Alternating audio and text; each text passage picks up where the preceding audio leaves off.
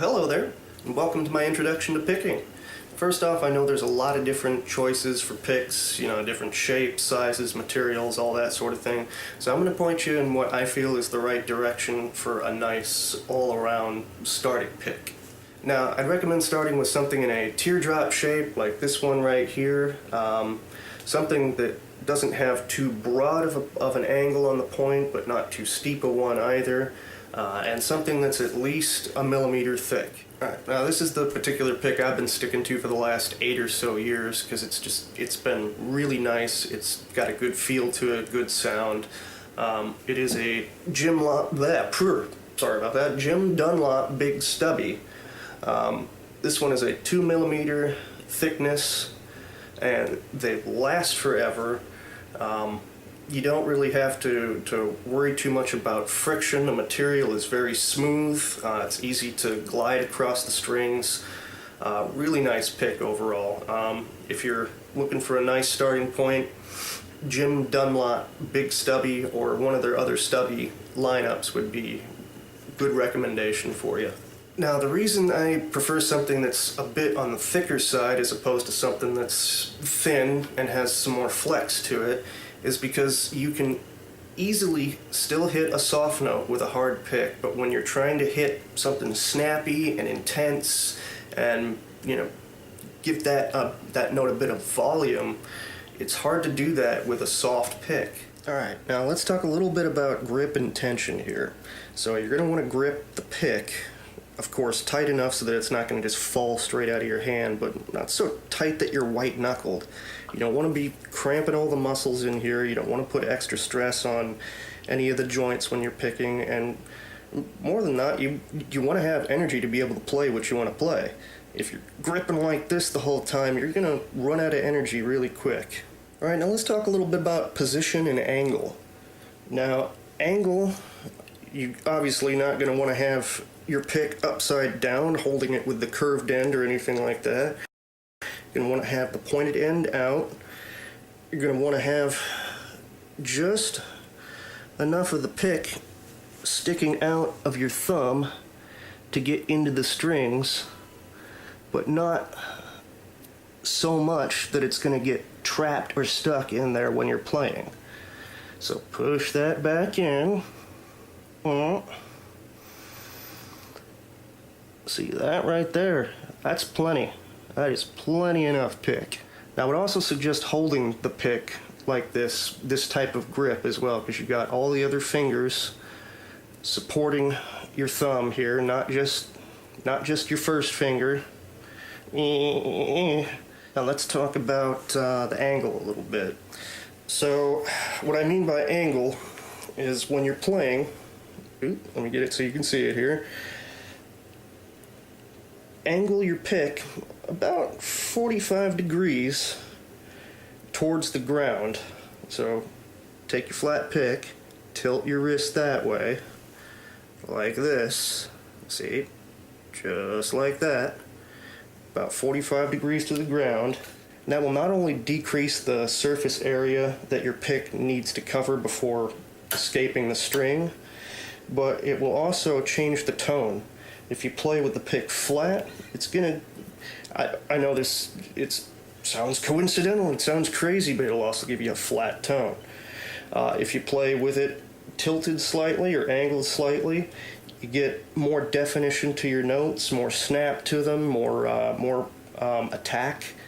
It just seems like you have more control over the sound. Now that's not to say that you have to just play like that all the time. By all means, experiment with different angles, different things. I wouldn't recommend angling it backwards because that's a recipe for the pick just getting knocked out of your hand, trust me. It doesn't work with the physics. But experiment with the flat, experiment with the angled. Just take your time with it, don't rush, be patient, and just enjoy it. Alright, now let's get into the two types that I would like you to practice. The first type that I want you to practice is cross-picking. Now, cross-picking entails that you form an arc with your pick. It's just a sweeping circular motion, a little further down, sweeping circular motion with your wrist and maybe a little bit with your forearm, like so. Almost like you're doing an accented sweep with a paintbrush or something like that, except maybe not as exaggerated. Just a little arc. Now, you don't want that arc to be super big like that, otherwise you're going to be most likely jamming against a bunch of other strings and that kind of stuff. Now, that's good for strumming. Now, if you want to do that kind of wide arc for a strum, that's fine, but don't use it for individual notes, ever. That's, I guess you can if you want to, but personally I think that's a recipe for disaster. Now, the idea here is that with that tight little arc that you're going to be forming with your pick on the string, like so, it will allow you to free the pick on any stroke. What I mean by that is certain picking styles, certain types of picking, it's very patternized, very organized, and it requires almost a very mathematical approach in order to gauge when you'll be able to change a string, how many notes you'll be able to play on a string, that sort of thing. It will just basically allow you to have odd note groupings on strings and still free the pick regardless of what you're playing. It's also good for wide intervals.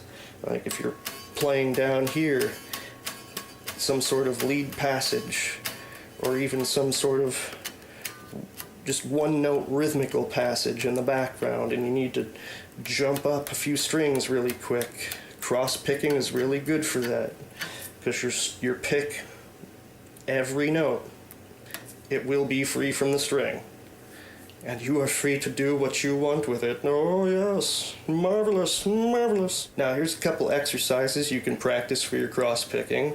First off would just be obviously to just sit on one string. You don't even have to play a note. You can have the volume turned down and everything muted, and just sit there and watch your pick.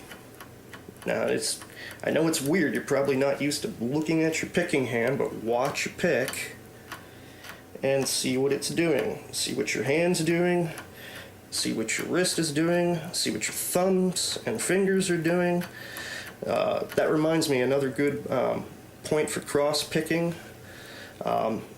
is being able, between each stroke of the arc, to slightly move your thumb and forefinger. Don't know if I was doing that where the camera can see that, but move your thumb and forefinger slightly so it ever so gently lifts it out of the strings, that slight extra amount. It really helps. It works great for lead passages, and it feels I don't know, to me it feels really comfortable, very freeing, and I think if you practice it, it will feel very freeing for you as well. Alright, the next one would be to jump between each string, just one note, or I would suggest one note to start with, but I guess you can choose as many notes as you want between each string. But I would suggest one note because it really gives you a feel of the intervals between the strings there. Alright, now the more comfortable you get with that, I would actually start introducing notes or chords or whatever you'd like on your left hand so that you can get the coordination down between the two of them. It's one thing to be able to pick individually all the notes. It's one thing to be able to understand what you're playing on your fretboard. It's another thing to coordinate the two to work at the same time. So just practice everything I mentioned here, and it will all eventually come together. And it just takes time. It takes time, it takes dedication, and it takes enjoyment. Well, anyhow, that actually leads me to my next part of the lesson here, which is pick slanting. That is your next picking variant here. Now, it's exactly what it sounds like. You just take and angle the pick in one direction or the other, depending upon how you're trying to free your pick from the strings. Alright, now the main idea of pick slanting to grasp here that'll make this really easy for you is that when your pick is slanted downward, your last note on a string needs to be an upstroke for the pick to be free. And the other side of that coin is if your pick is slanted upward, your last note on a string for it to be free needs to be a downstroke. Alright, now there's a few exercises that we can go through here to help your pick slanting technique here. Let's start out with some basic ones and kind of work our way up. First off is just take the pick and angle it up or down, whatever your choice is. I'm going to start with down because that's my preference.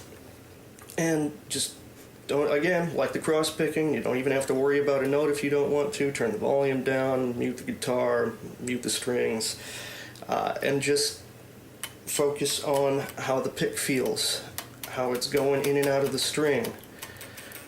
Also focus on volume. What I mean by volume is the attack of the note, how abrasive it is, or how smooth it can be. It's one thing to be able to play the note, it's another thing to be able to control all of the aspects of a single note. So take the pick, and again, whatever angle you prefer, pull it out, and do the motion, but keep it away from the string, and then slowly ease your hand into the string so that you can feel what the lightest touch of the pick feels like. And right there, I am barely touching the string. I am just hardly going on it at all. And as I keep digging in further and further, you get more snap to it and more snap to it. Ease it out. It's mellow, it's mellow. Oh no, we're going back in. Oh, it's angry now. It's angry. Oh, we're calm. We're calm. And see, that's what I mean by volume.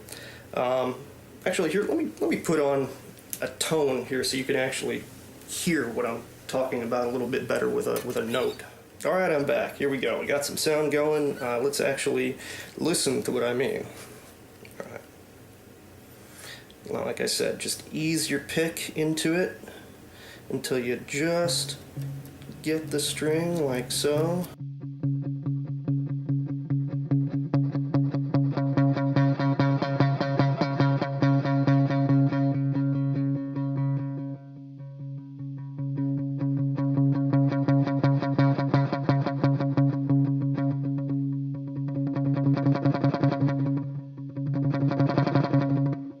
Alright, so we covered volume control.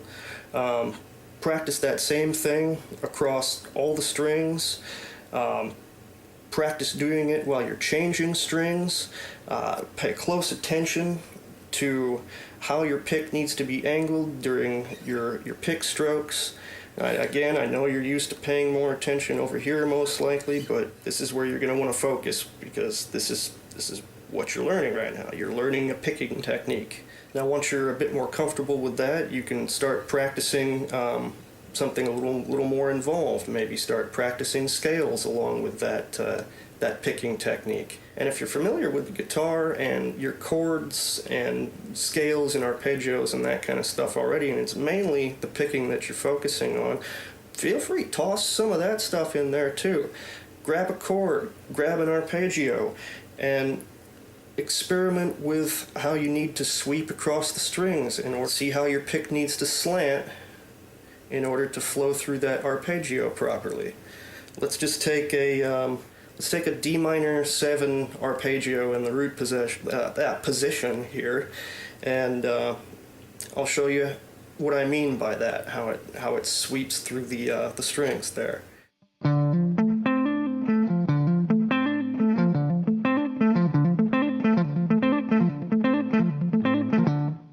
Alright, now you see what I mean by sweeping through the strings? You're using both angles of the pick to guide it through the strings in a fluid, flowing manner to get that sound that you want. And again, it takes practice, it takes dedication, but it's worth it. It is worth it to develop all these different sounds, these different techniques. I promise you, you will not be wasting your time.